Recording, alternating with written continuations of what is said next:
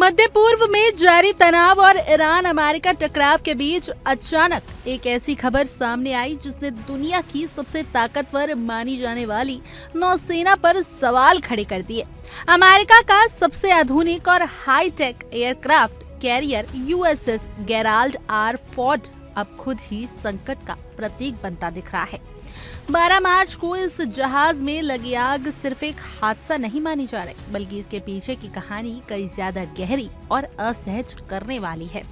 सवाल ये उठ रहा है कि क्या दुनिया की सबसे महंगी वॉर मशीन अपने ही सिस्टम और अपने ही सैनिकों के दबाव में कमजोर पड़ रही है।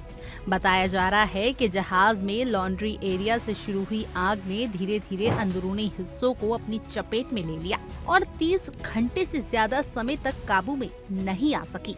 ये बात इसलिए चौंकाने वाली है क्योंकि इस तरह की आधुनिक युद्धपोतों में multi layer fire control system और ऑटोमेटिक सुरक्षा व्यवस्था होती है, जो किसी भी आग को शुरुआती स्तर पर ही रोकने के लिए डिजाइन की जाती है। लेकिन यह हालात इतने बिगड़ गए कि 600 से ज्यादा सैनिक को अपने रहने की जगह छोड़कर फर्श और टेबल पर सोना पड़ा।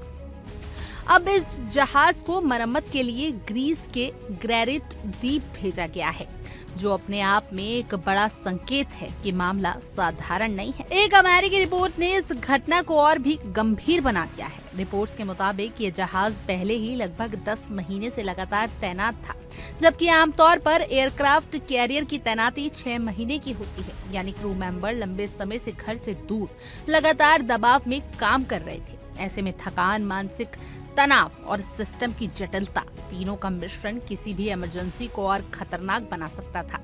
इसी बीच सबसे बड़ा और विवादग्रस्त सवाल सोशल मीडिया और रणनीतिक हलकों में उठ रहा है कि क्या ये आग महज हादसा थी या फिर इसके पीछे खुद क्रू मेंबर की नाराजगी छिपी हो सकती है। हालांकि इस दावे की कोई आधुनिक पुष्टि नहीं हुई है, लेकिन जिस तरह से जहाज पर पहले भी तकनीकी दिक्कतें सामने आई, जैसे फरवरी में सैकड़ों टॉयलेट का एक साथ बंद हो जाना, उसने इन अटकलों को हवा दे दी है। कुछ रिपोर्ट्स में ये भी सामने आया है कि कई नाविक इस तैनाती की नौकरी छोड़ने का मन बना चुके थे। इस पूरे घटनाक्रम पर चीन की प्रतिक्रिया भी कम दिलचस्प नहीं है।